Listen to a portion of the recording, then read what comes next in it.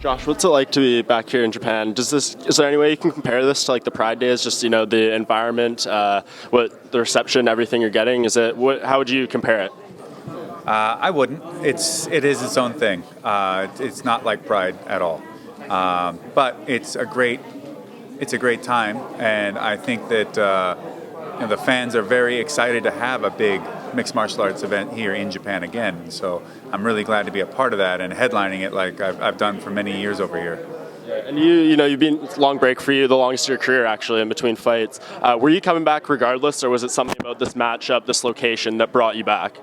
No, I had actually planned to fight Roy Nelson in June, and then the Road to UFC Japan project came along, and they moved our fight to coincide with this card. So, in anything, I was more than happy to wait that extra time just to be able to be on this fight card and to get the chance to work with those Japanese athletes. Yeah, what was that like? Because I watched some of it. It's obviously very different than the reality TV we see in North America. Was that an experience you really embraced and took a lot away from? Because I know how much you enjoy coaching. Well, I've coached a lot of athletes over the years, so that thing is easy for me. Well, I mean, being a coach is never easy, but just the process, I'm well familiar. And I've done plenty of TV, reality or otherwise, so I have no problem being in front of the camera and working with production. But honestly, ever since I'd ever really had seen anything like The Ultimate Fighter, I always would think I would love to do this. I'd love for that opportunity, and especially now at this point where you hear all these fighters bitching and pissing and complaining about having to do The Ultimate Fighter, having to do it. And I think anytime you want to call me up, have me go out there, actually train people like you mean it, and top it off by paying me for it and then giving me probably a $100,000 car like what always seems to happen at the end. Yeah, go ahead, please. And have a fight waiting for me for someone's face to go cave in too. And pay me for that. I don't see how anybody could be so sour about it. And are you at the point of your career where you're kind of taking it fight by fight and going to reassess after this one? Is it possible there's another long break after this? Or are you looking to be active again? No, I'm too punch drunk and stupid by now to figure any of that out. So I think I'll just keep meandering, and either I'll run into another fight or a wall. And what do you make of Roy at this point in his career? 1-4 in his past 5. Getting up there older, he's taken a lot of damage in his career too. Do you think he's still in his prime? Do you see decline when you study him? What do you make? I see that he's in shape. Round is a shape, and my job is I've analyzed Roy. I've watched his fighting, his nuances and his rhythms and what is the word I'm looking for? His programming, let's just say, his responses and how he reacts under certain scenarios. But he's just an opponent.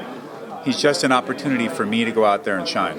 And he's not a willing participant, but who is? And do you still have the championship aspirations? I know you're a former UFC heavyweight champion. Is that still, are you looking to get back to that point, or is that something that's not really on your radar right now? I gave up on the idea of chasing championships a long time ago because that's not up to you. The only thing that's up to you is to go out and win. If you win, you get all the title opportunities you want. You don't win, who gives a shit?